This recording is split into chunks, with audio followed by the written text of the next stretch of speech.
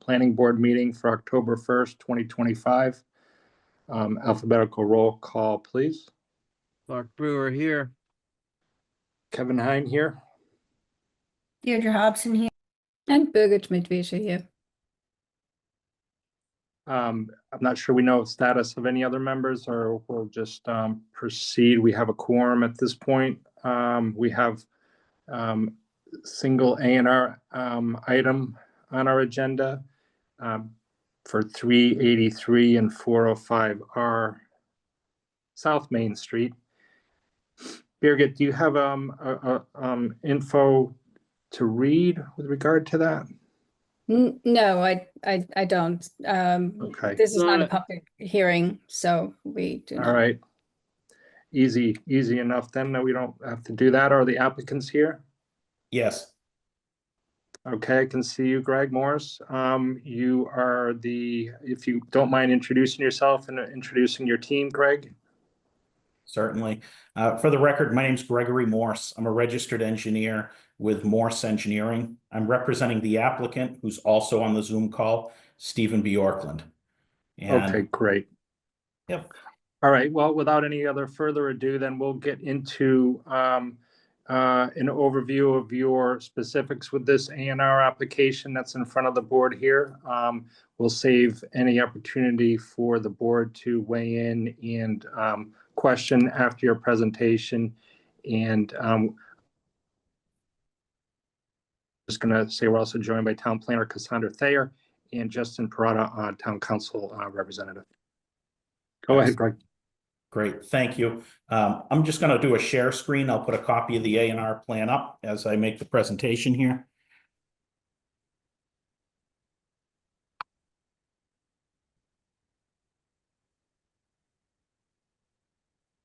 Yeah, you should have a copy of the plan displayed on the screen. Can you see that?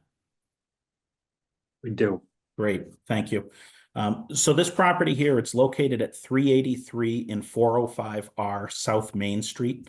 Familiarizing you with the plan, South Main Street is on the right-hand side of the page here. The property itself is made up of 2 assessors parcels. This parcel here that I'm outlining with my cursor is approximately 2.1 acres in size. The second parcel is back here, this piece, which represents approximately 2 acres in size as well. It has frontage on South Main Street, which is a road that's obviously paved and has access to utilities. This property was previously developed. There's a single-family home right here. There's also a shop that's currently a bait shop for several of the fishermen in town at the back of the property here. This is located in the Residence B zoning district, which requires a minimum of 35,000 square feet of land area and 50 feet of frontage on a lot. The proposal here is to divide these 2 assessors' properties into 3 new construction house lots. I should add the back assessor's parcel here is what would be considered a grandfathered lot or a protected lot under section 8.6, the single lot exemption in the zoning bylaw. We are, however, adding to that lot this parcel A and a handle out to South Main Street that actually provides it with 50 feet of frontage. And I'll explain the reason for that a little bit more in just a second. So starting at the front of the property, lot 1, I've highlighted in red here. Lot 1 itself is 35,056 square feet, complying with the minimum area requirement, and it provides 83.06 feet of frontage out here along South Main Street.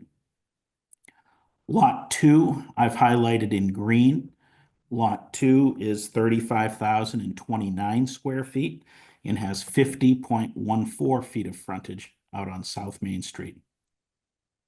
The third lot would be made up of that back assessor's parcel, parcel A, and then parcel B, which is a long sliver out here with 50 feet of frontage on South Main Street. Lot 3 itself would be 111,383 square feet in size. 303 square feet in size, excuse me. The applicant's intent here is to build 3 single-family homes and to access them with a common driveway. After A&R approval, we would be submitting plans to come in where the cursor is here. There's an existing asphalt driveway providing access to the site with a common driveway application to provide access to 3 new homes. One of them being right here on Lot 1 out by South Main Street. The second home would be situated right here where it says Lot 2. The third home will be situated right here where it says Parcel A. We felt that this plan was entitled to endorsement as the lots met the frontage requirement on an approved public way in the town of Cohasset. And I'm going to turn it over to you for questions or comments. All right, that was short and brief. Board members want to weigh in on this? You know, due to the unusual nature of the sliver lots, I wondered if council could weigh in on any precedents for that's been through the legal system for this kind of configuration. Yeah, so I understand sort of the theory here. The problem with this plan as it's drafted, it doesn't show the combination of lot 3, lot A, and lot B. That's sort of the first issue. So, you know, lot 3 will have to have some frontage. I understand the plan is to use lot B, but this plan doesn't show that. So you either need to have a plan that shows all that as lot 3, or lot 3 has to have the non-buildable notation that the other lots have. And then you'd have to accomplish that next step with a second A&R plan. If I may interject, I believe that notation is on the plan. Lot Oh, I didn't 3 see it. I didn't see it on lot 3. Oh, well, no, Okay. see, it's on A. So correct. So It's on A this- and B, but I didn't see it on 3. Sure. So understanding that this back assessor's parcel meets the requirements of section 8.6 as an exempt lot under the single lot exemption, we're adding to that lot. We're adding parcel A, which parcel A by itself is not. Yeah, but you're not doing that by this plan. And we're showing that there's common ownership across the line.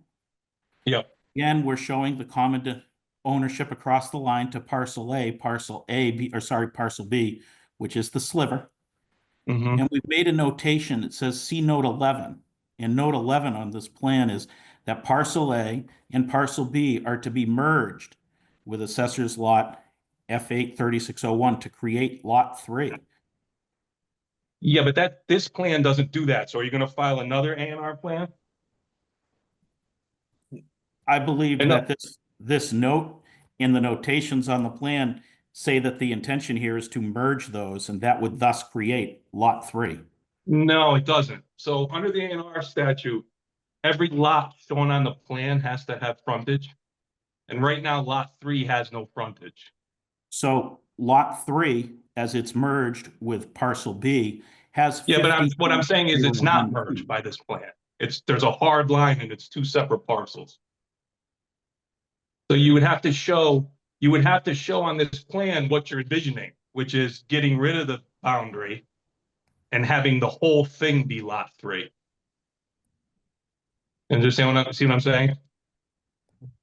If that's the plan has to, I'm sorry, if that's the intent, then the plan has to show that.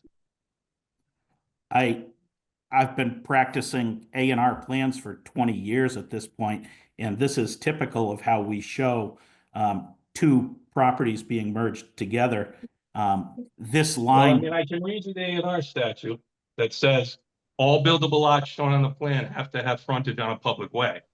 and lot 3 has 50 feet of frontage. No, on it doesn't. It doesn't have any frontage. Lot B has frontage. Okay. So I guess, with that interpretation, then this plan would be creating parcel A and parcel B as separate parcels, and they're both labeled as not buildable lots.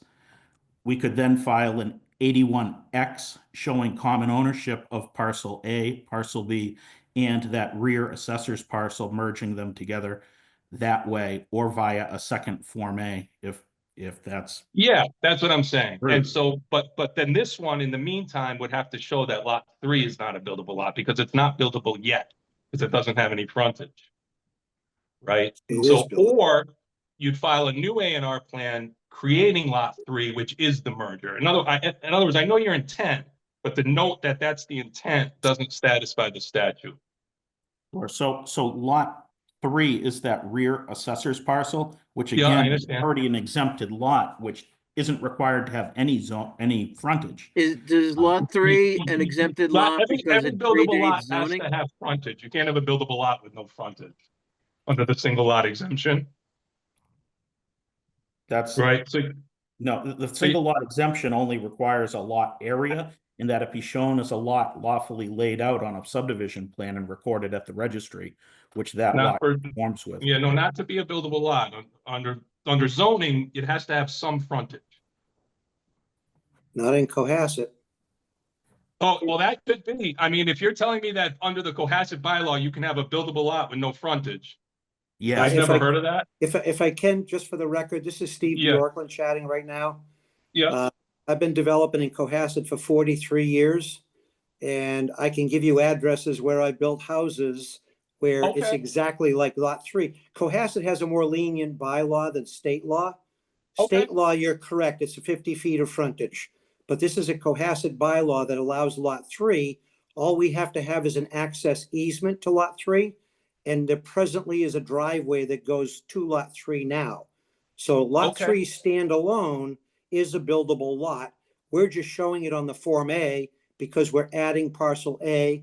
And Greg will explain why we are showing the 50 feet of frontage. Greg can do that. okay. Do you have, is the site on there for that section of the bylaw? Yeah, Greg just stated, Wait. well, Greg stated it. it's Yeah. general note number 11. No, I'm so, the site to that, Zoning To the bylaw, Cohasset bylaw. section 8.6 of the Cohasset okay, zoning. I'll look that up while you're talking. Thank you. That's helpful. Great. So getting back to why we specifically have this parcel A and B being added to the lot in the back is because the applicant's intent here is to construct a common driveway. Common driveways in the Cohasset Planning Board rules and regulations are all of the lots served by a common driveway have to have legal frontage for the district which they are located in. In this case, that being 50 feet. So even though the lot out back is one of these exempt grandfathered lots, it physically has to have frontage on South Main Street to be serviced by a common driveway. That's the only intent of that access handle, is so that we can service it with a common driveway. When we looked at this layout, we looked at potential of doing common driveways or doing separate driveways. We did do a layout that is separate driveways, but what it does is it pushes the construction of the project closer to the wetlands in the back. It infringes upon those buffer zones. So doing a common driveway obviously results in less drainage, less impervious surface, and it allows us to maintain the setbacks to the wetlands in greater distance by doing it this way. We ran this by the conservation agent, and she was in support of this layout. And we ran it past the building inspector prior to submittal as well.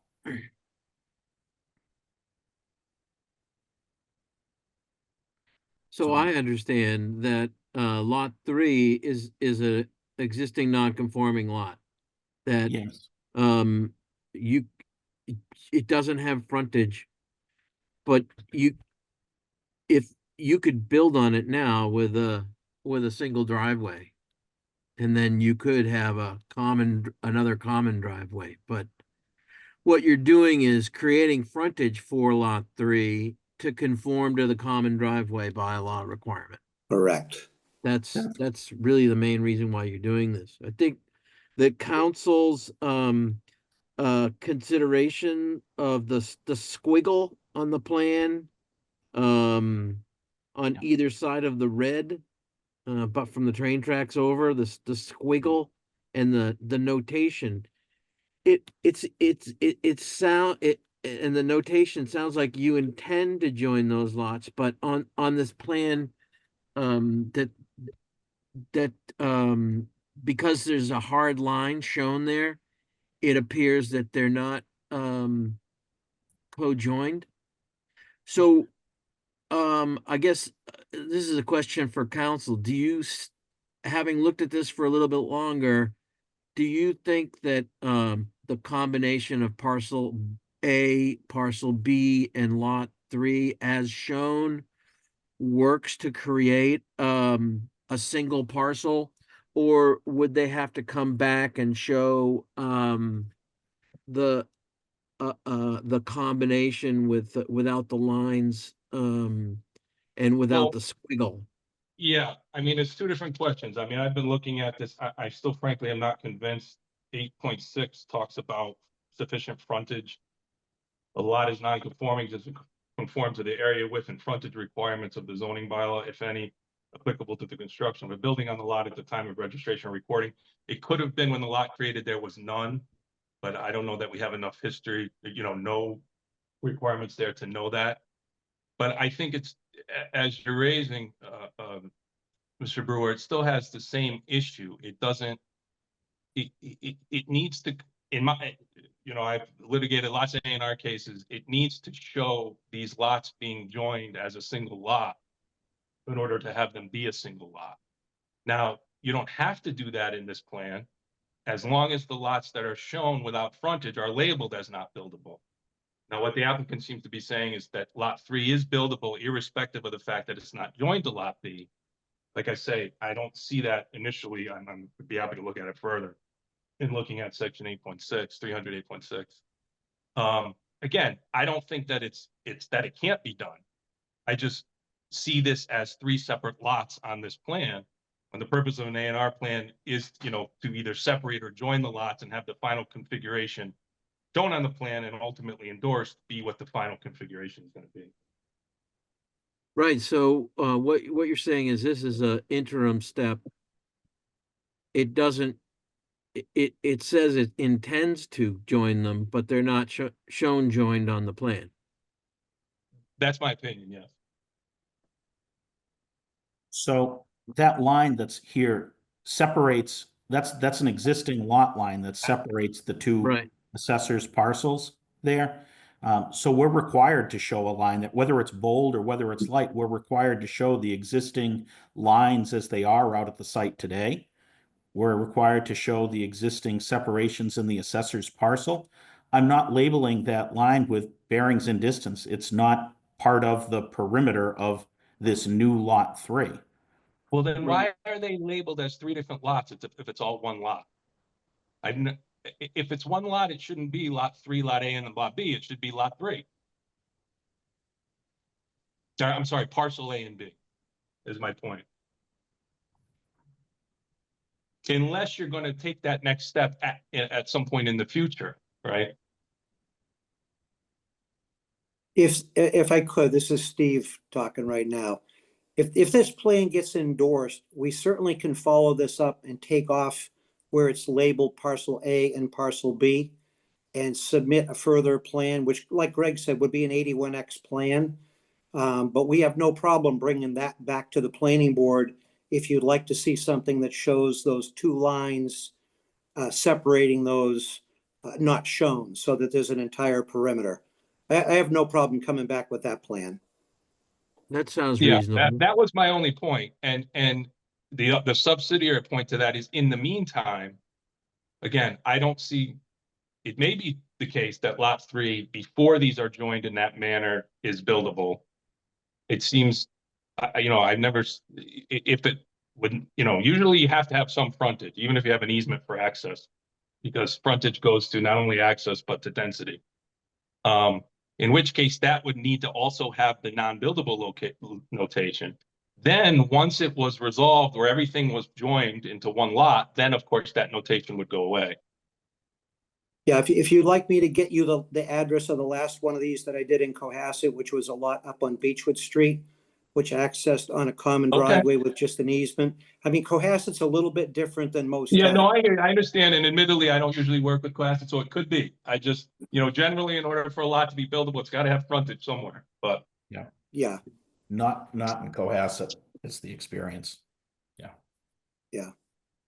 so I mean, I would respectfully ask if the board would endorse this plan, and we will certainly follow it up with those lines removed once this is endorsed for Lot 3 to show that as a single lot on its own, with Parcel A and Parcel B connected to it.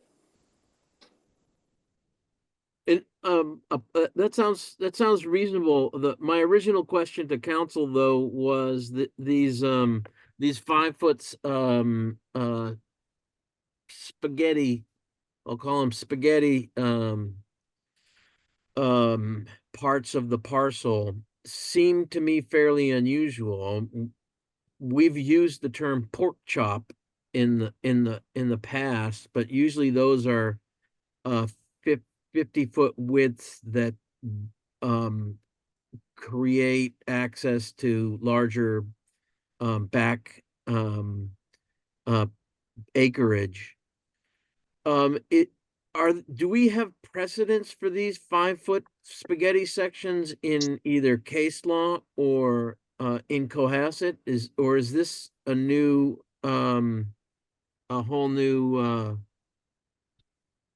Well, that raises, and I do realize that was your initial adaptation. question. Yeah, I do realize that was your initial question, and I sort of went off track on the That's other issue. okay, that's all right. Yeah, I'm I saying mean, it's a the creative next- adaptation for conformance with a common driveway requirement. Yeah, I mean, so then the question becomes whether the access is what the case is called illusory, and the standard is is it manageable? It doesn't have to be perfect, but it has to have access to a public way, a previously approved subdivision way, or what's called a way in existence. Which raises another question I'll get to in a second, but and the board really has, are there A&R plans that are approved with access like that? Yeah. Are there some that are not approved because a board feels like the access is not sufficient? That happens too. So it's really sort of something that the board has to look at and determine whether or not it doesn't need to be perfect, but it has to be sort of real access and not sort of illusory access from a real world perspective. I understand that. I'm just, Yeah. I can see the 30-foot easement. I guess, what I haven't asked is all this property under common ownership? These 2 parcels right now? Yes. Okay. All right, then we wouldn't be talking about parcel A, B, and lot 3 being conveyed out without the proper easement language through lot 2. Correct. Correct. Okay. But we can't grant ourselves an easement on our own property. It's got to be transferred into somebody else for it to be an easement. Right. Well, so it still could be under common ownership, but transferred to a real estate trust or something like that, right? Correct. Okay. But yeah, the intent is certainly to have the 30-foot easement. The language for that will show up both in the common driveway special permit that we need to receive, and it will also show up obviously in the deed for lot 2. Lot 1, there'll be a common driveway agreement under Cohasset regulations when we come in for that. And it is my understanding that when you talk about your 50 feet of frontage and these reduced strips or the thinner strips, is that as long as there's access assured in another manner, that you can have a narrower strip like this. And if a town has a common driveway bylaw, that's one way to ensure that you've got the access. And this actually has had access for decades and decades to lot 3 already. I mean, you could drive right up onto lot 3 if you want today. Yeah, by that stone wall, there's Yep. I can see it labeled, Yep. there's a driveway. Yep. Yes, there is. Yes, and you can take that into account. So when you're looking at whether or not something that it that provides the frontage, there has to be some access via the frontage. And then when the board is taking into account whether or not that's quote unquote illusory or manageable or whatever the board thinks, the board can take into account whether there's access somewhere else. But we could vote to approve the A&R, or sorry, endorse the A&R, I think is the right language, with the condition that the applicant come back and show the final parcel in a new A&R, the final parcel configuration for lot 1, lot 2, lot 3 without parcel A and B labeled separately. Yeah, parcels 1 and 2 would not change at all. So it would Yeah. really be just a parcel. We'd come back with lot 3 with those 2 lines removed Yeah. and some new notes on the plan saying that it has been combined. Right. Yeah, that makes sense to me. Can I just ask also before I forget, I thought I saw, so South Main Street is a public way. Yeah. Yes. Okay. Yep. So I want to ask the applicants about this access to that 50-foot frontage that goes along the MBTA rail, and then it does slightly more than a 90, and then it heads to South Main Street, and then it provides that 50 feet there. Why was it going down that perimeter of these lots, these parcels, versus doing the same on the south side? Yes, along that edge there. So, go ahead, Stephen. I was going to say, it really doesn't make a difference, I don't think, which direction it goes in, because ultimately, when this is developed, the location of the houses is what's important to us. So we wanted to make sure that we showed the 50-foot strip so that lot 1, the house could be further to the north so that it's away from the existing driveway that's there. So it made more sense to put the 50-foot strip on the south side of the property where the existing driveway is presently. Again, that strip is probably going to become a surface easement so that the people with the other lots will be able to actually have lawn area up to the stone wall on the north side of the property. So there definitely will be some landscape easements in here. And this configuration allows what I consider to be the nicest finished product by doing it that way, and having the homes enjoy a better area around the houses than doing it in the I opposite think manner. that's important to have that vision. Yeah, I mean, I thought about this for a long time before we laid it out with Greg, and looked at it in a lot of different directions. And because the driveway is existing right now, this was definitely the best way to do it. And the best way is with a common driveway. There's actually 2 curb cuts out onto South Main Street presently, and they fork into one driveway. Yeah. And we just didn't want to do this with 3 separate driveways. So this seemed to be the best way to lay it out. Don't discount that explanation. I just, and I'd perhaps like council to expand on what is illusory access? Because I see a 50-foot buffer on South Main Street, 50-foot access point for that lot 3 parcel A combo that provides that 50-foot of access on South Main Street. Okay, check that box.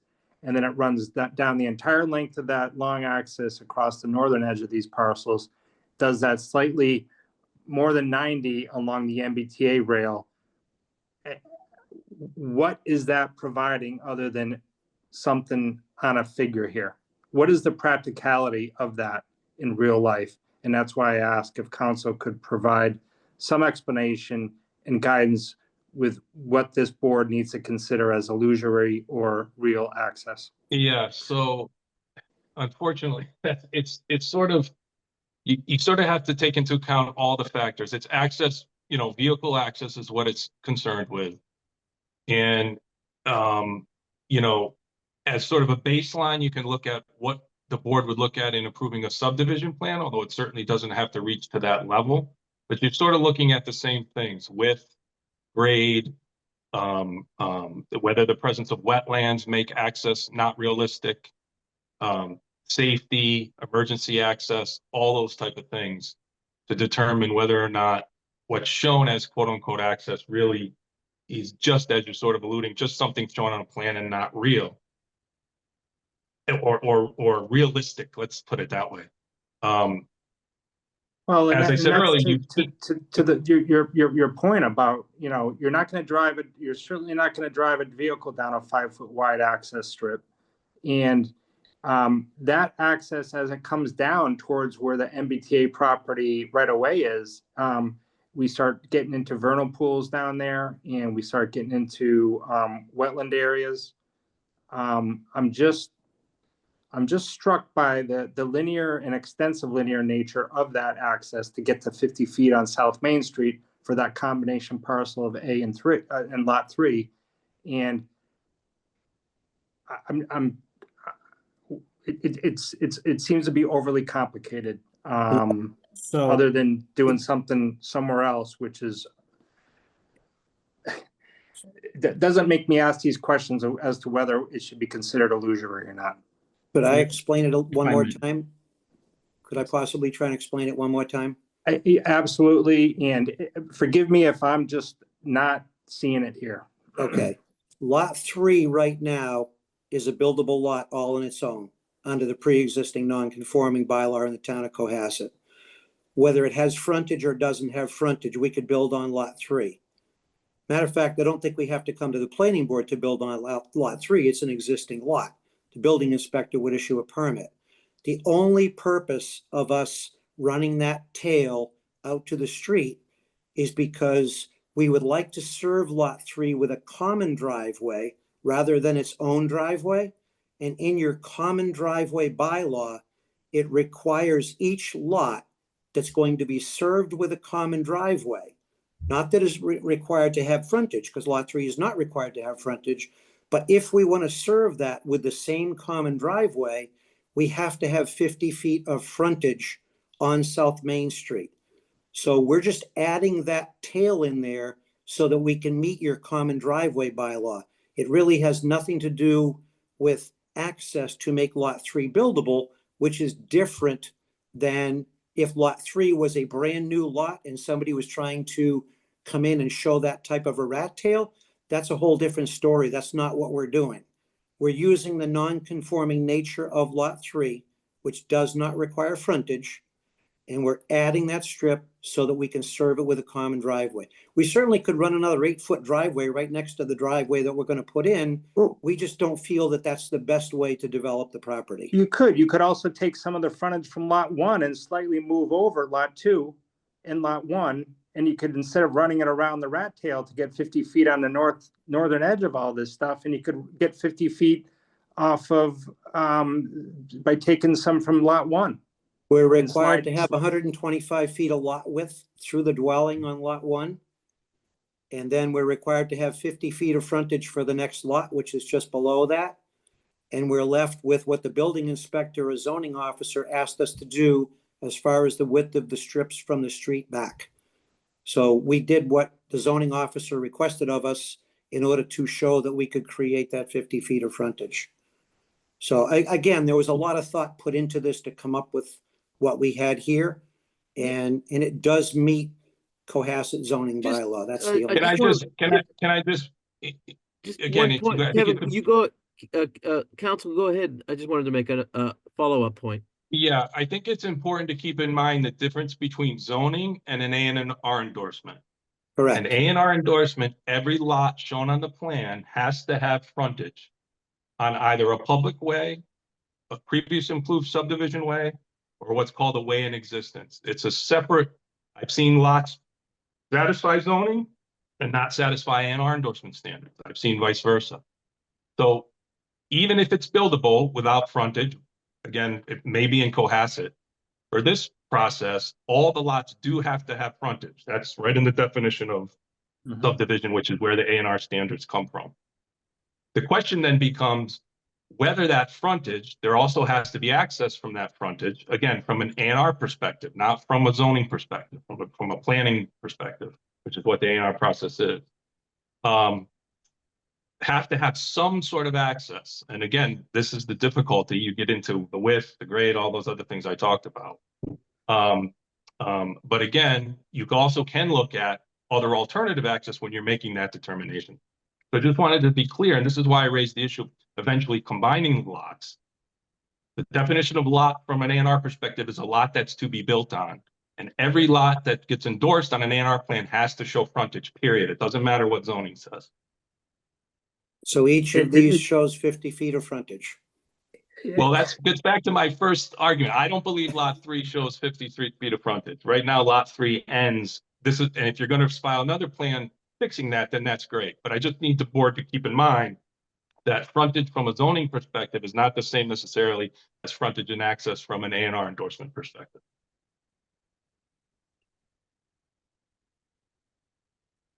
Yeah, my follow-up point was that currently lot 3 does have access on this what is a non-conforming common driveway.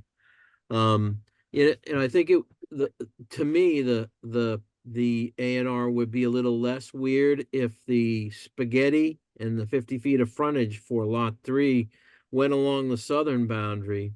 You could still have a common driveway and a 30-foot easement that incorporates that 5-foot rat tail, so you don't have parallel lines, and that would give you a little bit of flexibility with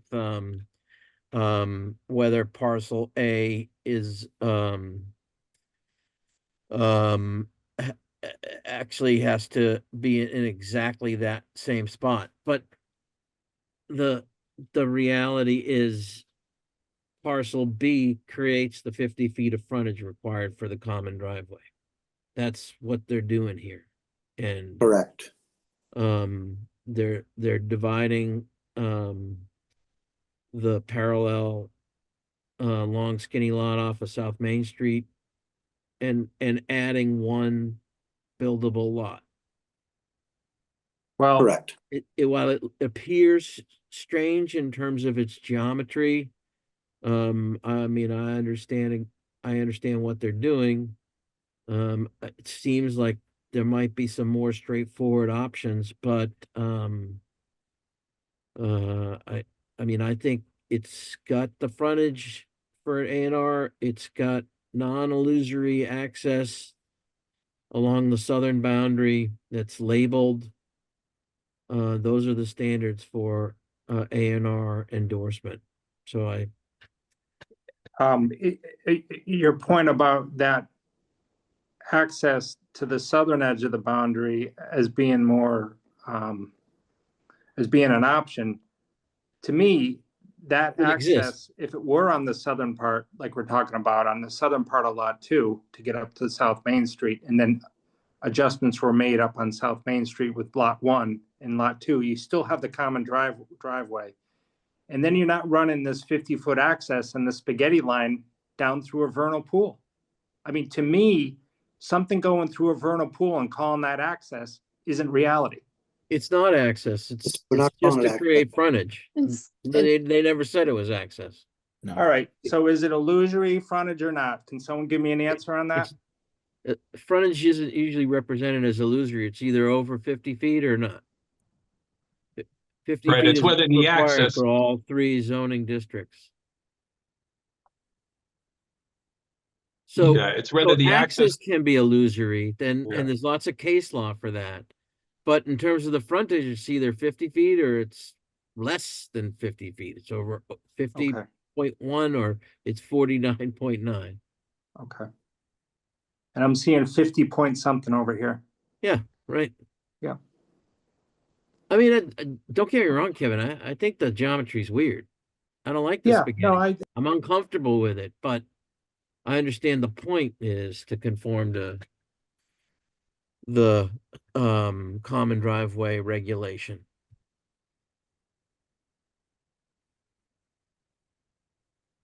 Yeah, just one clarifying question. Kevin, did you mute yourself? apologies, I'm moving screens around and I'm hitting mute. Birgit, you have a point? Yeah, not a point, just a clarifying question. The red lines, we've talked a lot about the yellow lines now, but is the area with the vernal pool supposed to belong to lot 1? All Yes. of this, All of what's in red is lot 1. Okay.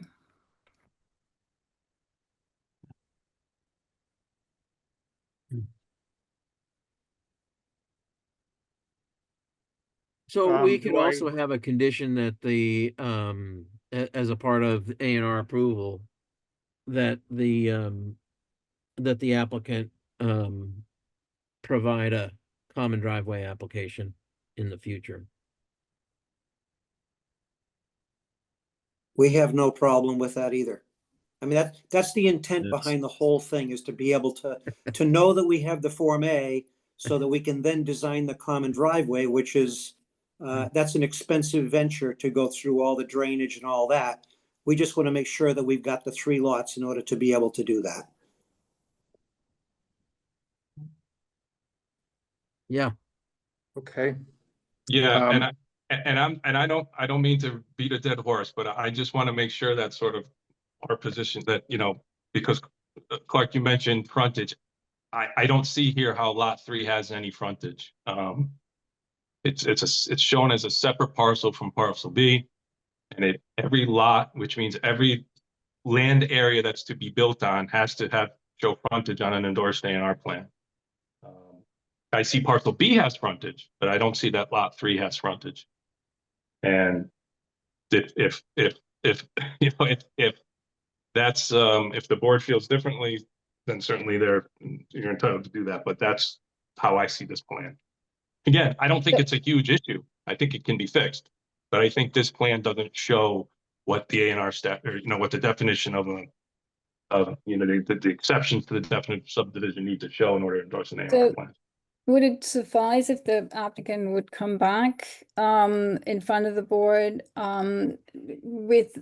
for the common driveway, but on the basis of the revised plan? So could we combine the two things, or does it have to go in stages, that we see the amended plan first and then in the next meeting to go for the common driveway? So the that makes question is, sense. can we combine the two? That makes sense, Birgit. I was suggesting that we make our endorsement conditional on having another plan, A&R plan, submitted that combines parcel A, parcel B, and lot 3. Without the line in between them.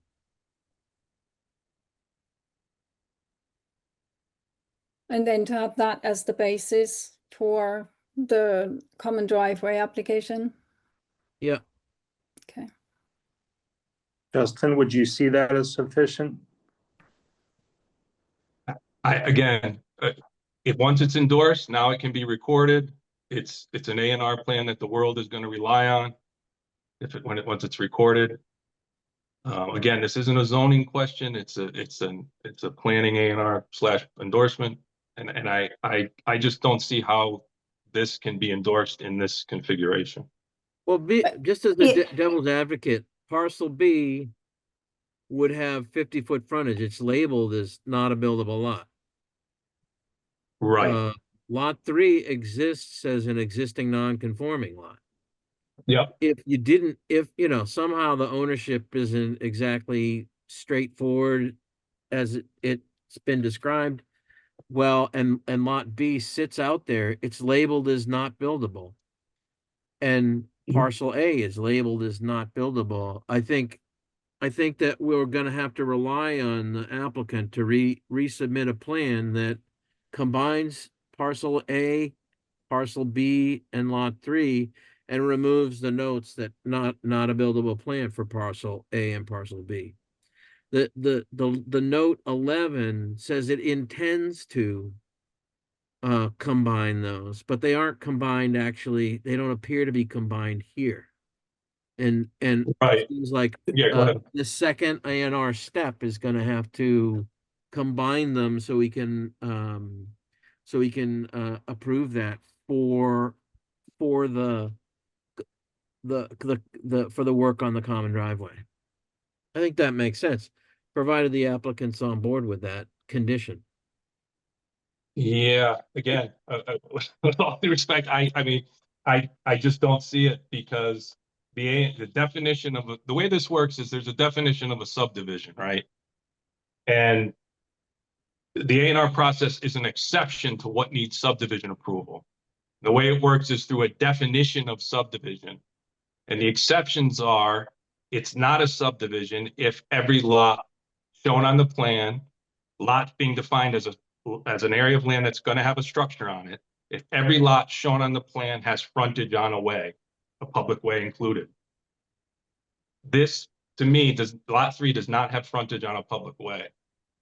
And so Yeah. to endorse it would be endorsing something that, in my opinion, is not entitled to A&R endorsement, even if there's another A&R coming. And it's not possible to do a conditional as Clark I said. don't see in that respect, you can add conditions. The driveway one is certainly a condition, but the fundamental nature of what an A&R plan is like, it's sort of fundamental. And again, I don't think it's even an issue. I understand what their intent is, and it might sound over semantic, but it's what the statute says. Every lot has to have frontage on a public way. Again, it has nothing to do with zoning. It has to do Okay. with how the A&R process works.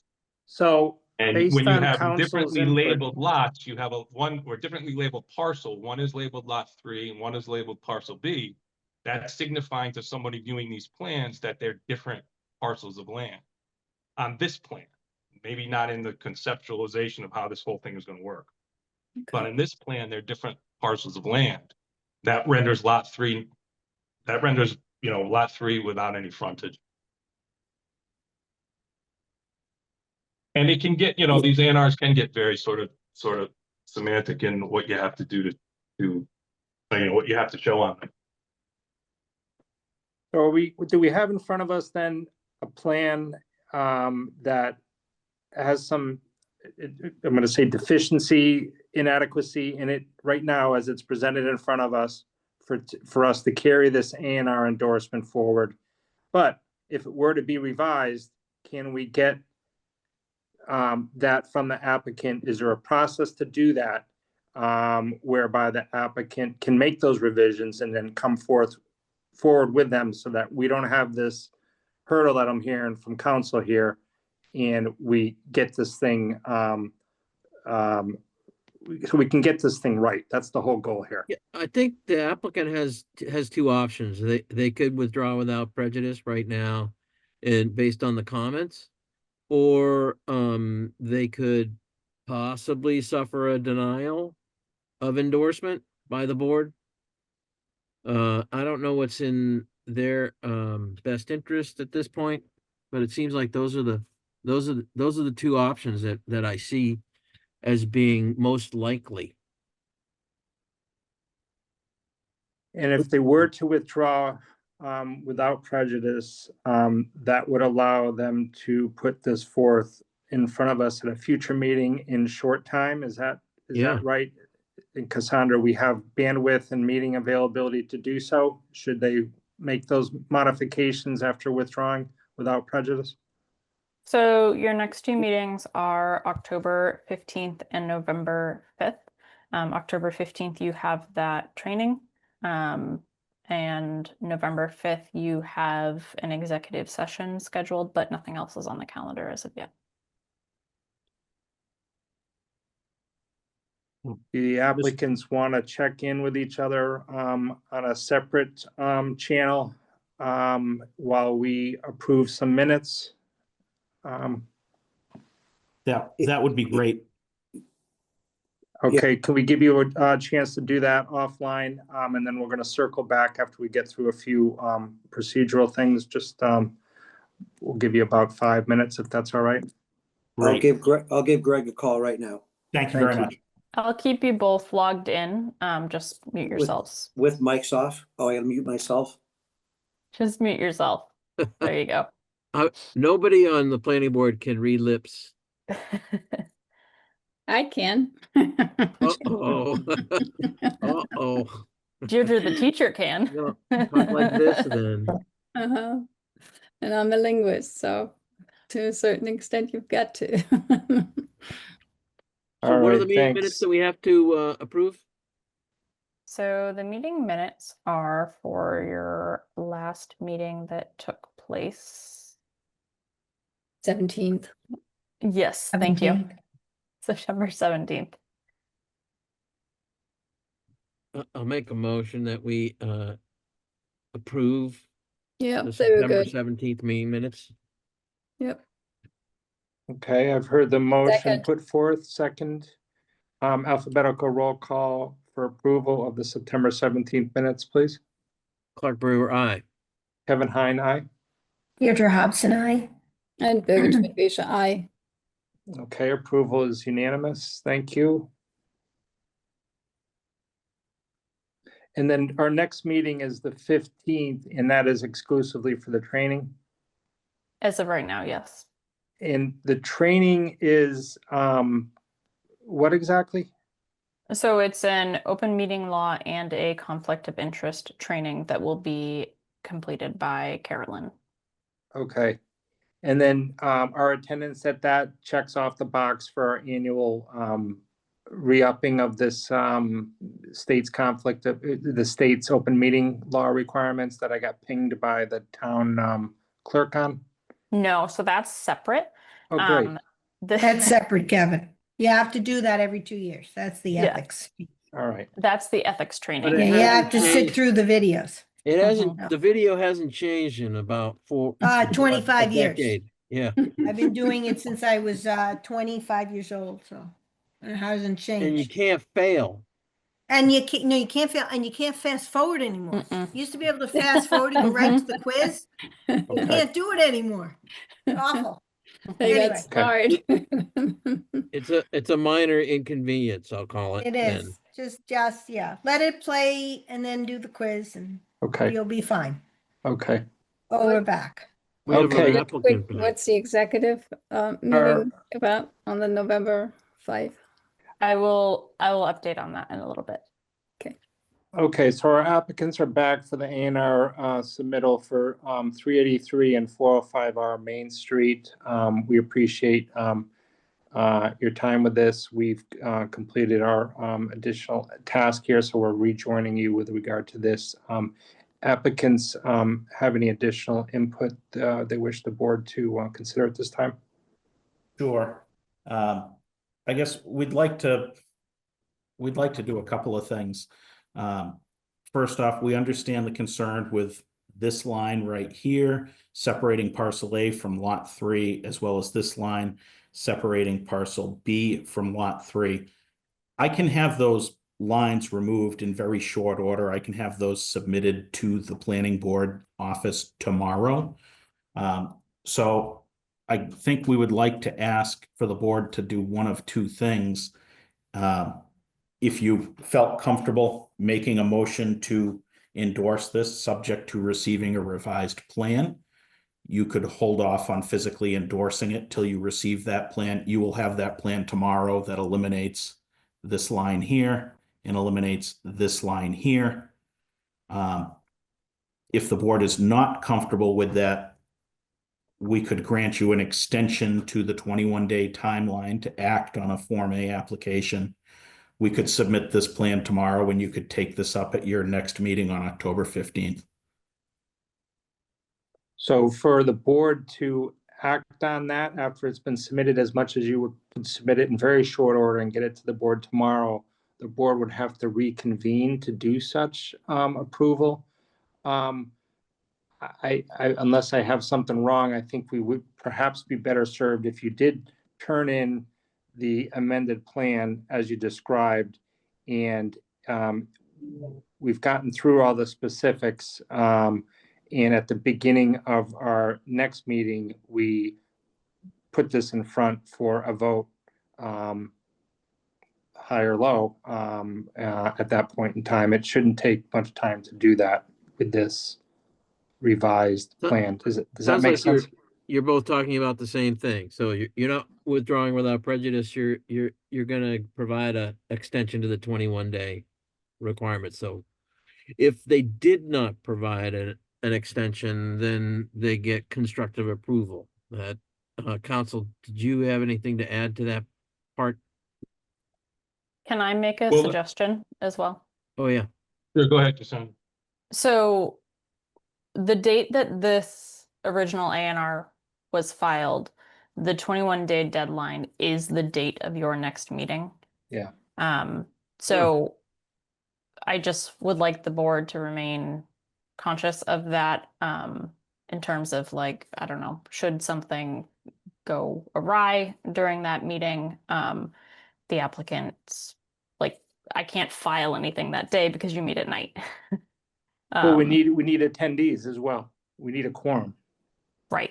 So, if you were to go that route and grant an extension, I would suggest from both the board and the applicant to extend that 21-day deadline out a little bit and perhaps have like a special meeting for just this application, just to give you a buffer. So if we put an extension of, say, to October 21st, just to cover you in case something happened at that 15th meeting. We want to work with the board here. We're going to be coming back with a application for a common driveway and stormwater permits. So if we wrote you a extension to the 21st, would that sufficiently cover you think, Cassandra? Let's say the 22nd, just because that's the Wednesday. Sure. The 21st is the Tuesday.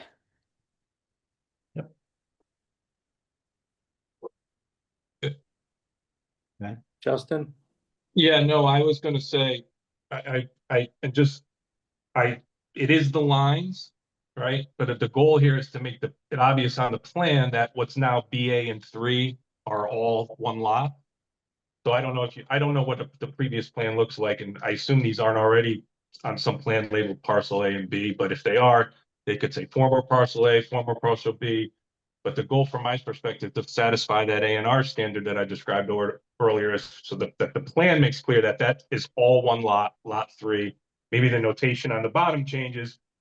Instead of, are to be merged, maybe it says are merged by this plan or something so that it's clear that all those 3 things are now being created as one lot.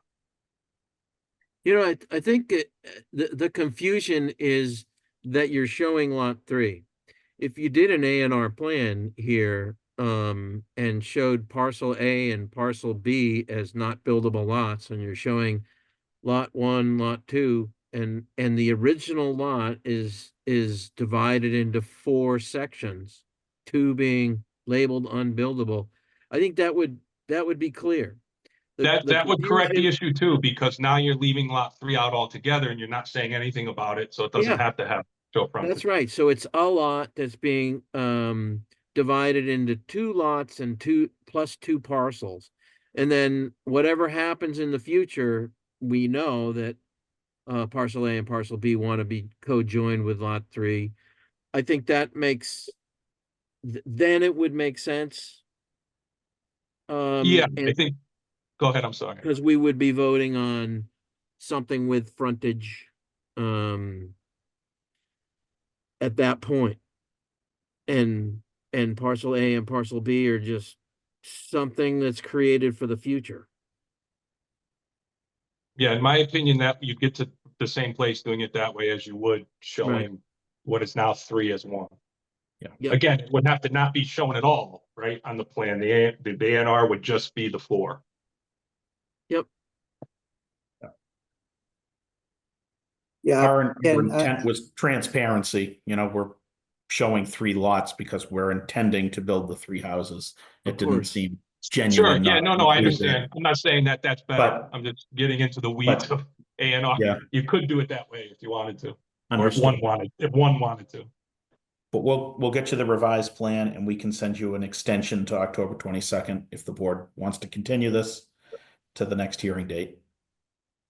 Yeah, would council recommend that what has the arrows that were that they're offering to remove the solid line? Would you put in a dotted line, label it former property line, something like that? You could do that. You could have, normally what you see is like a lighter line that's showing this is the assessor's lines. But we're taking a chunk of land and we're reconfiguring them some way. Yeah, And whatever after that reconfiguration is gonna be a single lot, the line, dividing those is different than the line dividing the ones that are gonna be different lots.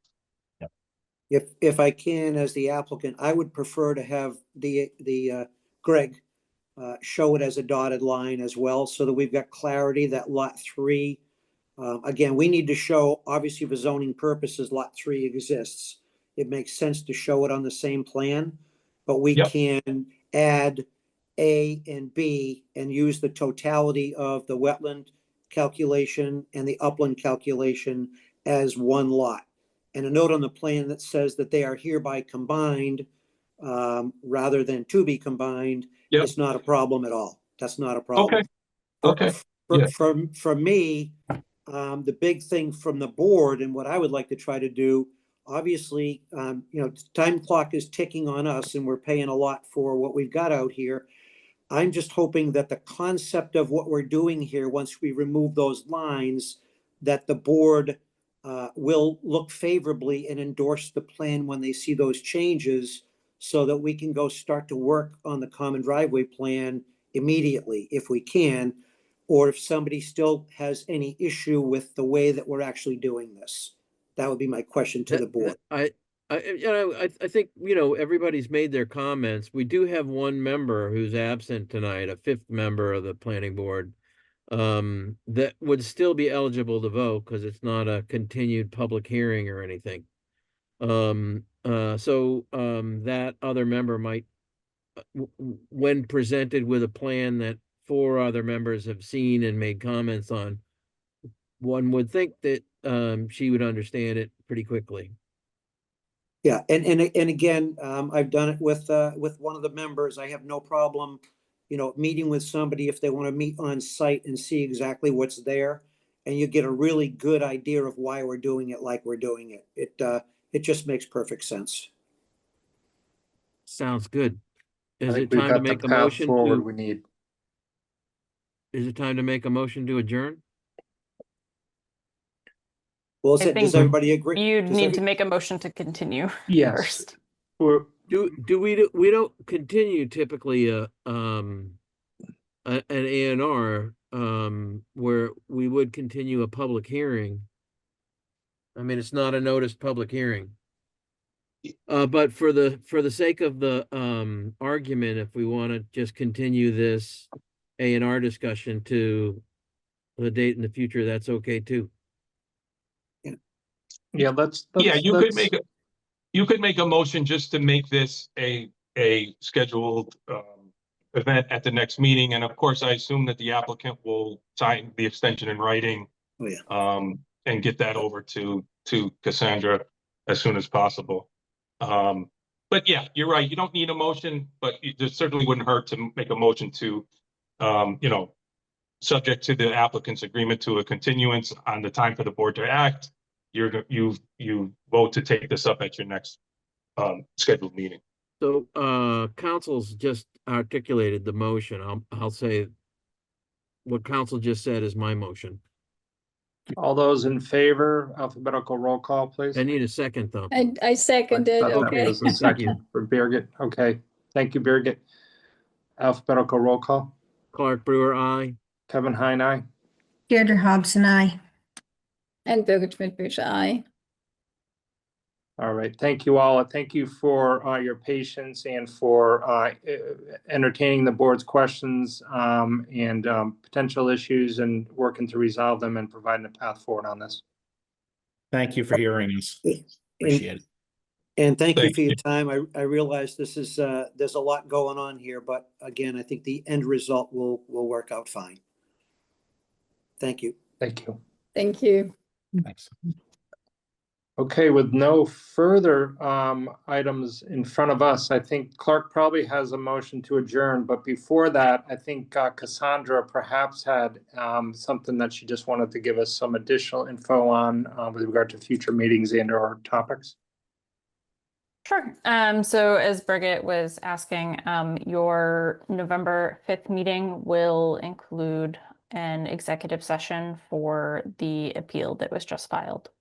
Okay. Okay. And So- I've already told the board I will not be at the 15th meeting in October, so That's thank right. you. Sorry. Okay. Apologize, but I won't be there. All right. So the future meetings as they are right now is, are what are the dates? You just mentioned November 15th, Cassandra? So you have No, October 15th, October 15th. which will be this A&R and the training, and Yep. then November 5th will November 5th. be, you don't have anything other than the executive session scheduled right Okay. now. Any brief summary of how this is conducted? Yeah, and kind of this appeal. I think we'll be informed at the executive session. Yes. Yep. Yep. Yeah, so Carolyn and or Justin will go over all of that during the executive session. Okay. Okay. All right. Well, before we entertain Clark's hand raised motion, Justin, thank you for guiding us through the nuances of this. And Thank you, I'd Justin. rather us sweat some of the details now than having to do it the hard way. So thank you. Yeah, yeah. A&Rs are when they're tricky like this, everybody's favorite topic because they like you. There's lots of ways to skin the cat potentially, but there's a certain things that need to be shown on them, and I think the applicant understood that. Yeah. All right. Well, thanks Sufficient. everyone. Clark. Motion to adjourn. Second. Hey, Deirdre. Third. All right. Alphabetical roll call, please. Thank you all. Clark Brewer, aye. Kevin Heine, aye. Deirdre Hobson, aye. Birgit Midvesh, aye. Good All night. right. Night, Thanks, everybody. everyone. Everyone. Good night. Thank you both.